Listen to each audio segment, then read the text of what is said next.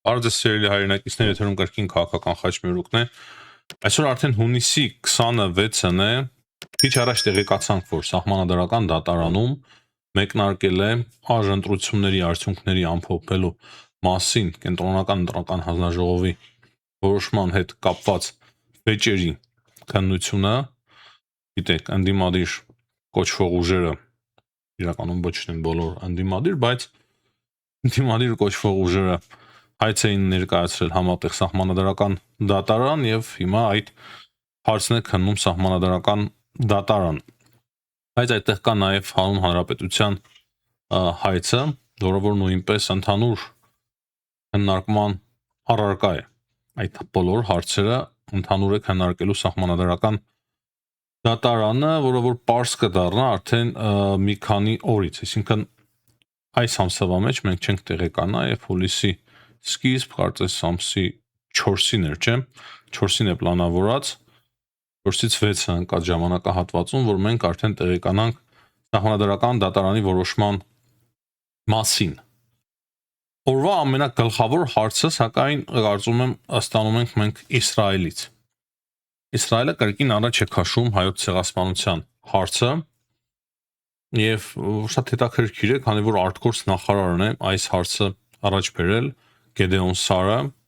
եւ նա հայտարարել է, որ կներկայացնի այս հարցը կառավարության նիստին, կներկայացնի նաեւ նախագահին, ինչպես նաեւ այս հարցը, հայոց ցեղասպանության ճանաչման հարցը կներկայացվի Քնեսետին, իսրայելական Քնեսետին։ Նրա խոսքերով Օսմանյան կայսրության վերջին շրջանում հայ ժողովրդի դեմ իրականացված ցեղասպանությունը շատ կարևոր է ճանաչելը բարոյական եւ պատմական պարտավորություն է Իսրայելի համար եւ միևնույն ժամանակ կարևոր է դատապարտել պատմական ճշմարտության ցանկացած ժխտում, ինչպես նաեւ նվազեցում կամ ժխտում։ Ինչպես արդեն նշեցի, կառավարությունը քննարկելուց հետո այս հարցը կներկայացնի Քնեսետին։ Ես շատ արագ կապնվեցի մեր գործընկեր Արտем Չեռնոմորյանի հետ Իսրայել, որպեսզի իմանամ իր դիրքորոշումը, ցավոք Արտем Չեռնոմորյանը հիմա աշխատանքի եւ չի կարող մեզ տալ մեկնաբանություն, ուղղակի ասեց այն, որ հերթական խաղն է եւ այդ ամենին պետք չի լուրջ վերաբերվել։ Եթե հիշում եք,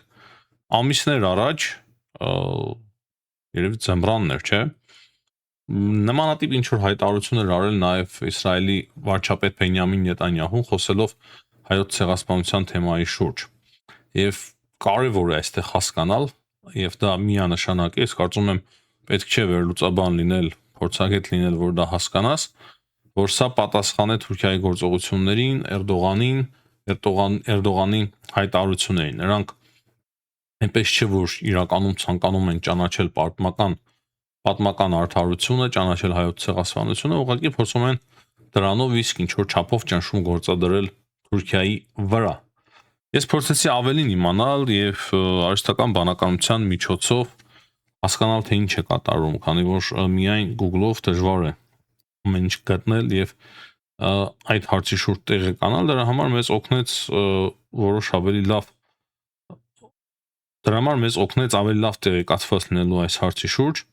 կրկին արհեստական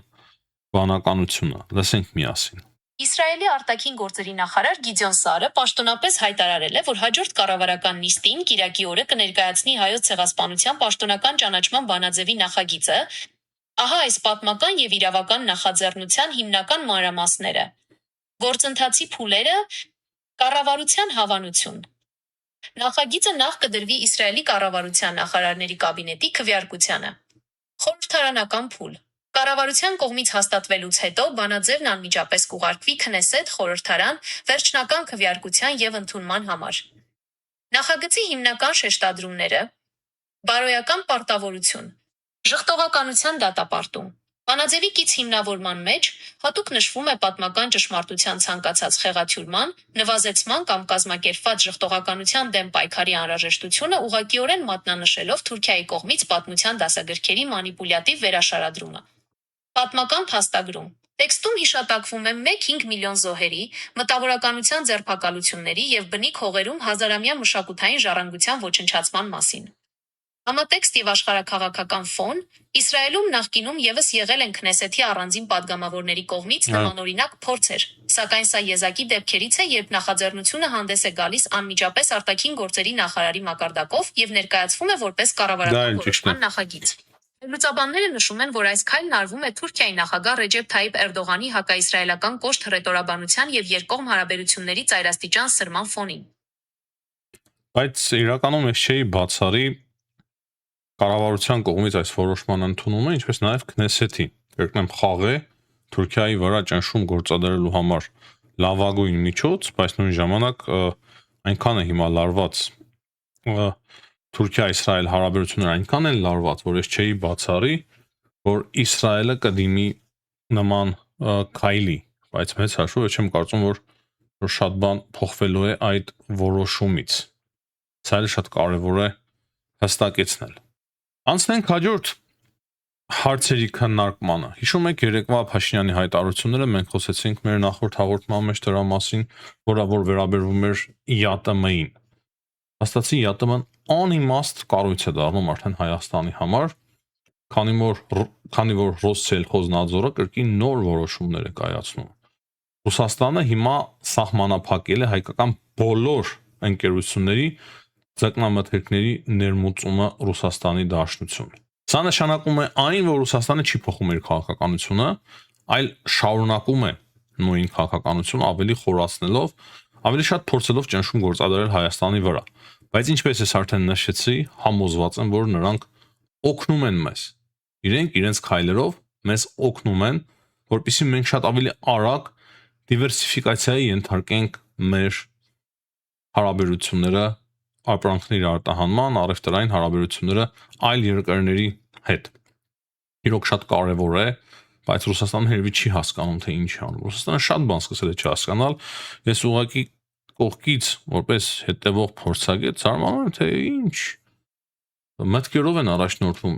իրականում ռուսները, չեն տեսնում, թե ինչ իրավիճակում են իրենք հայտնվել ռուս-ուկրաինական պատերազմի հետևանքով,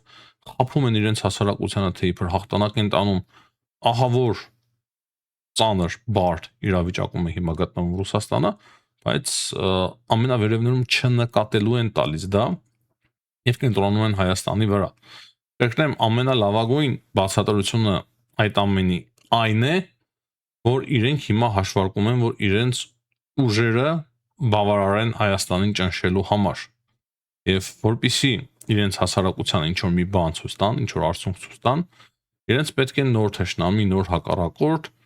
ում որ իրենք արդեն կարող են ճնշել, հաղթել կամ ինչ որ նման մի բան։ Դրա համար հակահայկական այսպիսի հիստերիա է սկսվել Ռուսաստանում եւ Ռոսսելխոզնadzորները Նadzorն ինչ են չգիտեմ, բայց իրենց խոզությունն են ցույց տալիս Ռոսսելխոզնadzորների որոշումներով։ Բայց դա միանշանակ լավ է, սիրելի հայրենակիցներ։ Քիչ առաջ մենք կրկին նոր հայտարարություն ստացանք ՀԱՊԿ-ից, հիմա հաշվում են, թե Հայաստանը ինչքան է պարտ ՀԱՊԿ-ին, 10% ամեն տարի, 2 տարի չի վճարել, ակտիվացնում են արհեստական ձևով այդ հարցերը ակտիվացնում առաջ են քաշում, բայց կրկնեմ, իրենք են տակ տալու այդ հարցերը առաջ բերելով, իրենք են տակ տալու եւ իրենք չեն հասկանում։ Կարևոր հաղորդագրություն ունենք Ամերիկայի Միացյալ Նահանգներից Հայաստանի դեսպանատունը տեղեկացնում է, որ Թրամփի անվան ԱՄՆ-ի խաղաղության ինստիտուտում կարևոր փաստաթուղթ է ստորագրվել եւ դա վերաբերվում է արհեստական բանականության ոլորտում Հայաստանի եւ Ամերիկայի Միացյալ Նահանգների միջև համագործակցության եւ համագործակցության խորացմանը։ Ահա, այսպիսի կարևոր քայլերով մենք պատասխանում ենք Ռուսաստանի Դաշնությանը։ Եվ երեք հիշում եք մենք խոսում ենք այն մասին, որ Ռուսաստանում շատ բան չեն նկատում, թե ինչպես Ադրբեջանը եւ Ուկրաինան խորացնում են իրենց հարաբերությունները։ Դե երեք խոսել եմ մեր հաղորդման մեջ, եթե չեք նայել անպայման նայեք, թե ինչպես Ադրբեջանի արտգործ նախարարը հանդիպել է Ուկրաինայի փոխվարչապետի հետ, կամ ինչպես Ղազախստանի ղեկավարը մեկնել էր Եվրոպա, Եվրամիության մայրաքաղաքում կարևոր պայմանավորվածություններ է ձեռք բերել եվրոպացիների հետ, այդ ամենը իրենք չեն նկատում եւ չեն նկատում նաեւ Բաքվի խորացող համագործակցությունը ՆԱՏՕ-ի հետ։ Երեք Ադրբեջանի նախագահի օգնական Հիհմետ Գաջիևը, ինչ տարբերություն մեծ հաշվով, Հանդիպել է ՆԱՏՕ-ի հատուկ ներկայացուցիչի հետ Հարավային Կովկասում եւ Կենտրոնական Ասիայում։ Հաղորդագրության մեջ նշվում է, որ Ադրբեջանը վստահելի գործընկեր է ՆԱՏՕ-ի համար եւ դրանից բացի երկկողմանի իրենք շատ մեծ առաջընթաց են գրանցում ՆԱՏՕ-Ադրբեջան հարաբերությունների խորացման գործում։ Մեծ ինտենսիվություն կա ըստ իրենց ՆԱՏՕ-ի եւ Ադրբեջանի հարաբերությունների խորացման մեջ։ Ռուսաստանում սա չեն նկատում, չեն էլ կարող նկատել, չեն էլ ուզում նկատել, բայց Հայաստանի մասով տեսնում եք, չէ՞, ինչ հայտարարություններ են հնչում եւ ինչպիսի քայլեր է իրականացնում Ռուսաստանի Դաշնությունը։ Դրա համար ժամանակն է եկել, որ մենք էլ շատ ճիշտ, adekvat եւ համարձակ պատասխանենք։ Ուղղակի կրկնեմ, պետք է այնպես խելացի լինել, որ այդ փլվող կայսրությունը չփլվի մեր վրան։ Ու կողքի երկրների վրա թող ընկնեն Ադրբեջանի նման, բայց ոչ մեր վրա, չնայած Ադրբեջանի վրա էլ որ ընկնի, ես կարծում եմ, որ մենք նրանից կտուժենք։ Դրա համար ինչքան մեզանից հեռու, այդքան լավ։ Կարծում եմ երկու խոսքով կարևոր է անդրադառնալ, որ 3 քաղաքացիական պայմանագիրը որոշում է կայացրել, որ ազգային ժողովի հաջորդ նախագահ լինելու է Ռուբեն Ռուբինյանը։ Ընդհանուր առմամբ ված չէ, Ռուբեն Ռուբինյանը բավականին փորձառու, խելացի, համեստ քաղաքական գործիչ է եւ ես կարծում եմ, որ ինքը վստահաբար կարող է լինել ազգային ժողովի նախագահ եւ պատվով կարող է իրականացնել այդ պարտավորությունները։ Արդեն Ռուբեն Ռուբինյանը սկսել է շնորհավորանքներ ստանալ եւ հետաքրքիր է, որ առաջիններից մեկը Սերդար Քելեչն է, Թուրքիայի բանագնացը, ով շնորհավորել է Ռուբեն Ռուբինյանին։ Ալեն Սիմոնյանի մասով կարող եմ ասել, որ նա էլ չափազանց փորձառու, խելացի, հետաքրքիր քաղաքական գործիչ է եւ ես կարծում եմ, որ նրան սպասում է այլ հետաքրքիր պաշտոն։ Իմ պատկերացմամբ առնվազն փոխվարչապետի պաշտոնը կզբաղեցնի Ալեն Սիմոնյանը։ Միջազգային հարցերից կարևոր է կրկին անդրադառնալ Ուկրաինային։ Երեք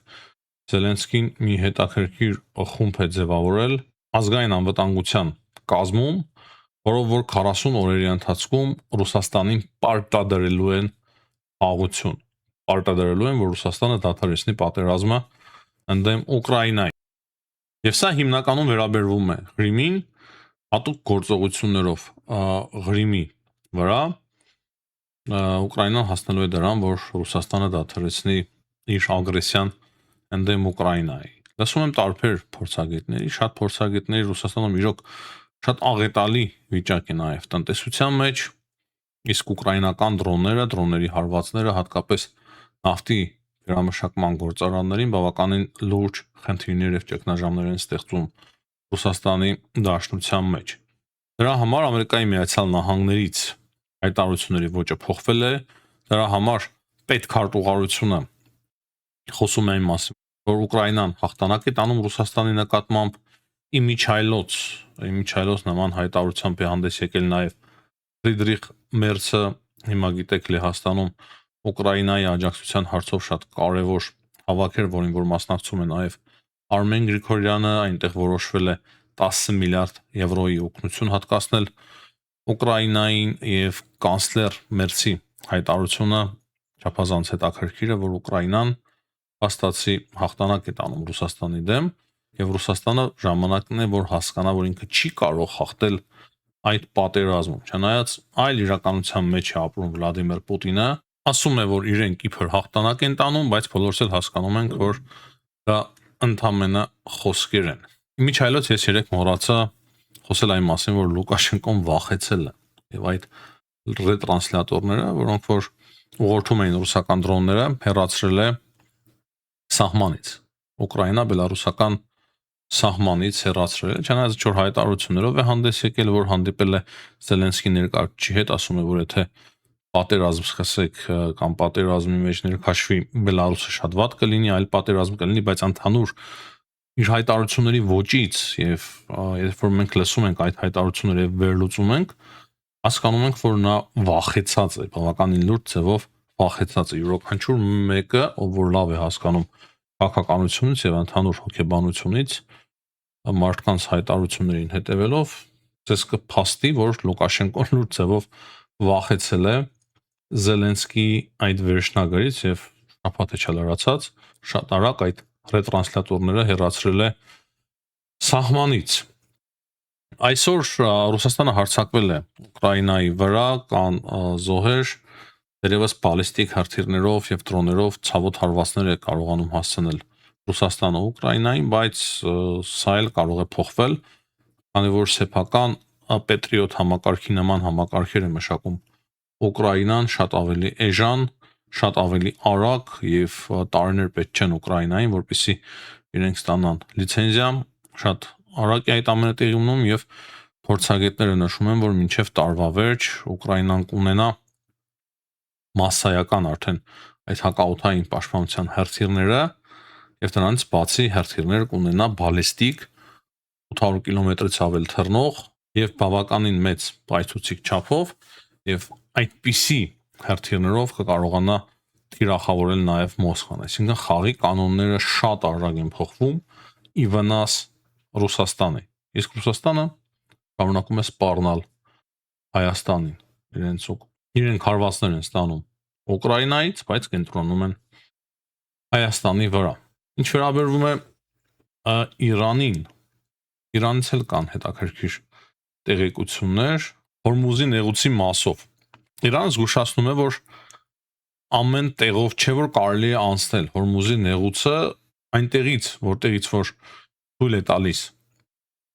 Իրանը միայն այդ տեղով կարող են անցնել նավերը։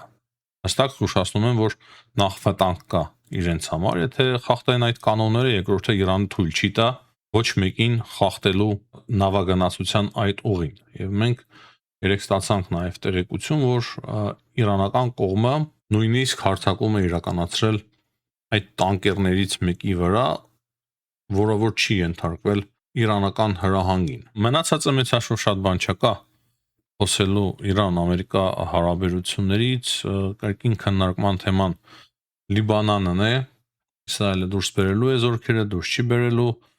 Միացյալ Նահանգներում ակտիվ քննարկում են, Իսրայելի հետ ակտիվ քննարկումները այդ հարցի շուրջ են, իրանցիները պահանջում են, որպեսզի շատ արագ Իսրայելը դուրս բերի զինված ուժերը Լիբանանից, հիմնականում այս հարցերն են, նոր բան այդտեղից չունեմ ասելու։ Հիմնականում այսքանը սիրելի հայրենակիցներ, հաջողություն եմ մաղթում բոլորին, ցտեսություն, կհանդիպենք։